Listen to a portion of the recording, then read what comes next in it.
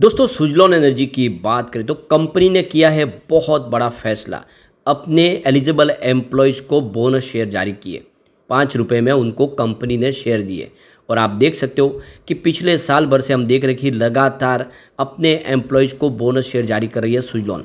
तो ये बहुत बड़ी गुड न्यूज़ है और एक तरह से देख सकते हो कि अब सुजलॉन पटरी पे आ चुकी है और इसका अब बेनिफिट है उनके एम्प्लॉयज़ को मिलना शुरू हो चुका है। और अब आशा करें कि जल्द ही शेयर होल्डर को भी ऐसा ही कुछ बेनिफिट मिलेगा।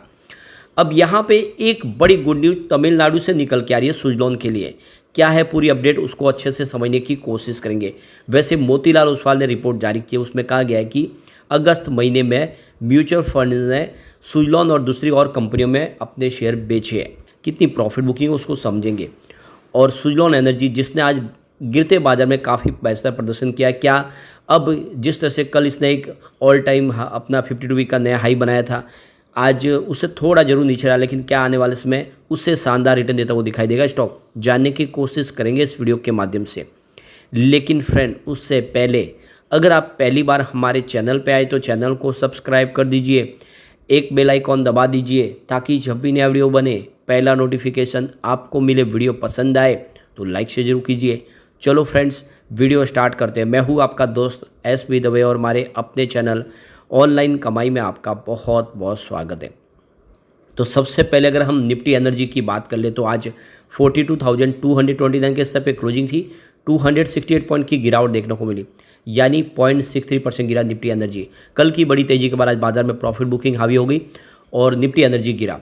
अगर ऐसा न होता तो आज सुजलॉन में अपर सर्किट की संभावना बन जाती। तो देख सकते हो कि कल भी काफ़ी शानदार तेजी बनी थी। आज पॉजिटिव शुरुआत हुई 82.14 पर, क्लोजिंग कल की 81.70 के आसपास थी। अब इंट्राडे में 84.50 का हाई बन गया, लेकिन जैसे कि बाजार में भी देखें तो नरमी का वातावरण था, उसकी वजह से इसने 80.80 का लो बनाया। तो आज हमने इंट्राडे में अच्छी खासी तेजी भी देखी और स्टॉक के अंदर गिरावट भी हुई, लेकिन फाइनली क्लोजिंग ऊपर की तरफ रही है। ये सबसे बड़ी बात है 83 पर, यानी 1.59% की तेजी के साथ। तो एक तरफ तो बाजार में गिरावट का माहौल था, उसके बावजूद भी 80.80 का लो बना के इसने क्लोजिंग 83 के आसपास दिया। वो इशारा है कि इस लेवल पे बड़े फंड हाउस काफ़ी जम के खरीदारी कर रहे और जो प्रॉफिट बुकिंग होनी थी वो हुई है। अब आप ये देख ही सकते हो स्टॉक काफ़ी नीचे आ गया था। पिछली बार इसने 84 का एक 52 वीक का फ्रेश हाई बनाया था, वहाँ से जो गिरना शुरू हुआ था स्टॉक तो 73 तक आ गया था। आप देख सकते हो कि 73 तक इसी महीने आया, उसके बाद में 73 का लो बना के स्टॉक ने फिर दौड़ना शुरू हुआ। तो फाइनली कल 86 का हाई बना दिया, एक नया हाई बन गया और आज फिर से इसने 84 का इंट्राडे में हाई बनाया।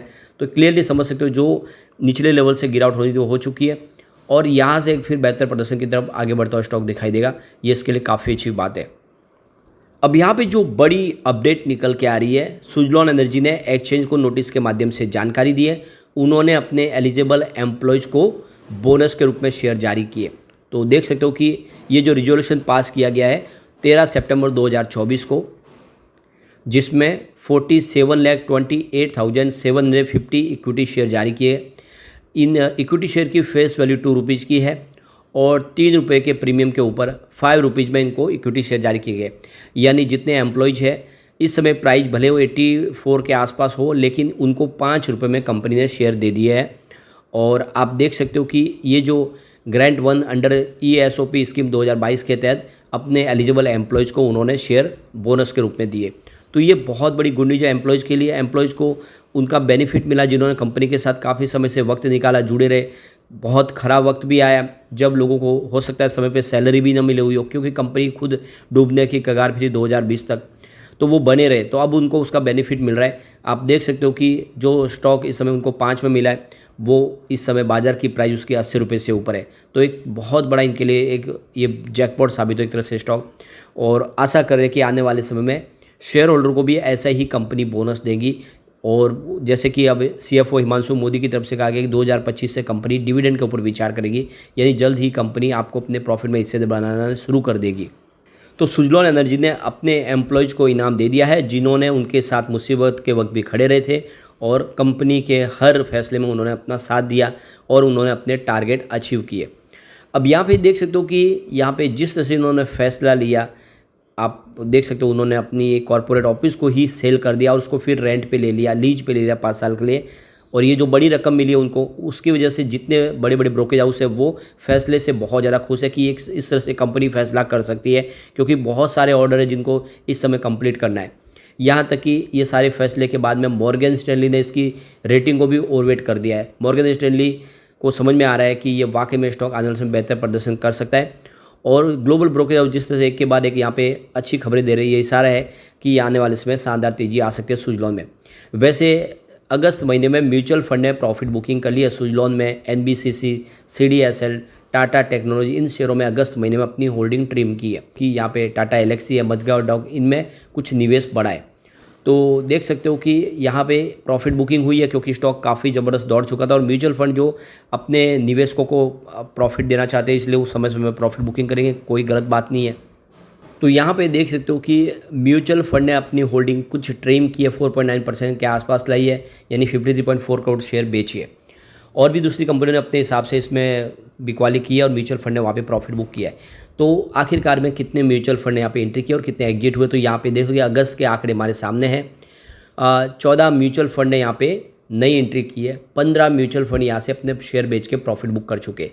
कोई ज़्यादा फर्क नहीं है। आप देख सकते हो कि अगर 15 म्यूचुअल फंड यहाँ से एग्जिट कर चुके हैं तो सामने 14 म्यूचुअल फंड नई एंट्री भी कर चुके हैं।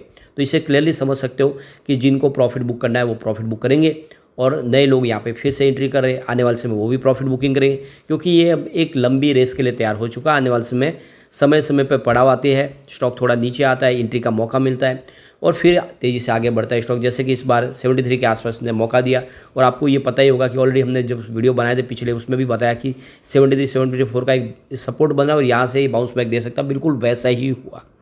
अब एक बहुत बड़ी गुड न्यूज़ तमिलनाडु से निकल के आ रही है। तमिलनाडु ने आप देख सकते हो कि नई रीपावरिंग पॉलिसी लाई है। तो जो विंड टर्बाइन पुरानी हो चुकी है, जिनका कार्य उन्होंने पूरा कर लिया 20 साल, तो अब वो आउटडेटेड हो चुकी है, उनसे बिजली का निर्माण बराबर हो नहीं पा रहा है। उन सबको अब मैंडेटरी कर दिया है कि उन विंड टर्बाइन को या तो डिसमेंटल करना होगा या फिर उनको वापस रिफर्बिश करना होगा, उनको रिपेयरिंग करना होगा। तो ये पॉलिसी आ चुकी है, और आप देख सकते हो इनके लिए इनकी लाइफ को बढ़ाना है फिर से, तो ये 3-4 रास्ते अपना सकते हैं। या तो जो पूरी तरह से डिसमेंटल करने लायक हो चुका है उसको तो वहाँ से उसको स्क्रैप कर दिया जाएगा, लेकिन जो विंड टर्बाइन अभी भी काम करने लायक है उसको रिफर्बिशमेंट कर दिया जाएगा, यानी उसको फिर से नया जैसा बनाया जाएगा, उसकी लाइफ को एक्सटेंड कर दिया जाएगा। और देख सकते हो कि और जो रिपेयरिंग करने जैसे होंगे जो उसमें बदलाव किए जाएंगे। तो ये 20 साल पुराने और जितने भी विंड टर्बाइन हैं उन सब के लिए ये नियम लागू हो चुका है। तो तमिलनाडु बहुत समय पहले से ही विंड टर्बाइन सेक्टर में एंट्री कर चुका था। ऐसे में बहुत सारी विंड टर्बाइन पुरानी हो चुकी है। अब सुजलॉन के लिए एक गोल्डन अपॉर्चुनिटी है, क्योंकि एक तो ये देखो कि पुरानी विंड टर्बाइन लगभग सुजलॉन के हाथों से ही लगी हुई है, बहुत पुरानी कंपनी है इंडिया की, और उनके पास तो काफ़ी अनुभव है, वो सर्विस मेंटेनेंस का काम ज़्यादा करते हैं, वही उनका मेन बिजनेस है। ऐसे में ये जो नई पॉलिसी लाई गई तमिलनाडु की, उसका बेनिफिट सुजलॉन पूरा उठाएगी। और जो विंड टर्बाइन है इस समय जो करीब देख तमिलनाडु की इंस्टॉल कैपेसिटी 10 गीगावाट के आसपास है, काफ़ी बड़ी कैपेसिटी है। और इसमें आप देख सकते हो कि आने वाले समय बहुत सारी जो विंड टर्बाइन है वो इस समय रिपावरिंग के तहत यहाँ पे उनको उसकी लाइफ को एक्सटेंड करना होगा, उसमें सुजलॉन के लिए तो बहुत सारा मौका निकल के आ रहा है। तो फिलहाल जो ये पॉलिसी लाई गई है 2030 तक के लिए लागू होगी, और इसमें जितनी भी विंड टर्बाइन जो बिजली निर्माण बराबर नहीं कर पा रही, उनसे बिजली का निर्माण कम हो रहा है, उन सबको अब यहाँ पे फिर से उनके लिए रिपावरिंग पॉलिसी के तहत उनके ऊपर काम करना होगा।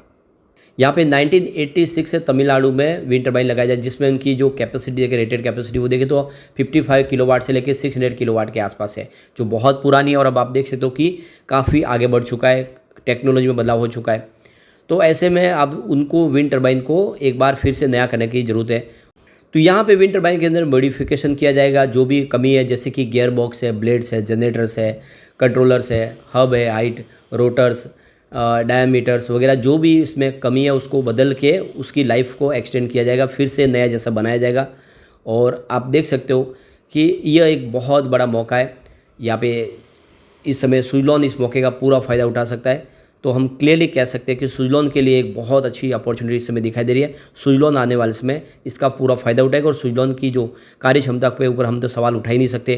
कंपनी का बहुत सारा अनुभव है, विश्व के 17 देशों में कंपनी काम करी है। सुजलॉन के बारे में आपको एक बात ध्यान होनी चाहिए कि 2008 के पहले इसकी प्राइस 400 के ऊपर थी। उस समय जब सरकार की तरफ से इस सेक्टर को कोई सपोर्ट नहीं मिल रहा था, और किसी को पता नहीं था कि विंड एनर्जी क्या होती है, ग्रीन एनर्जी के बारे में लोग कोई ज़्यादा उसमें इंटरेस्ट नहीं ले रहे थे। अब पूरा समय बदल चुका है और अब देख सकते हो कि इसकी प्राइस अगर 100 से भी नीचे, तो क्लियरली हम समझ सकते हो ये स्टॉक काफ़ी सस्ता है, जो आने वाले इसमें बेहतर रिटर्न दे सकता है। तो लॉन्ग टर्म का नजरिया लेके बिल्कुल ये स्टॉक में निवेश करने जैसी संभावना बन रही है। लेकिन फ्रेंड, कोई भी इन्वेस्टमेंट करने से पहले अपने फाइनेंशियल एडवाइस बड़े ले लें या अपना खुद का रिसर्च करें, क्योंकि मैंने वीडियो आपके एजुकेशनल पर्पज़ के लिए ही बनाया। वीडियो पसंद आए तो लाइक से जरूर कीजिए और चैनल को सब्सक्राइब कर दीजिए। Thank you friends.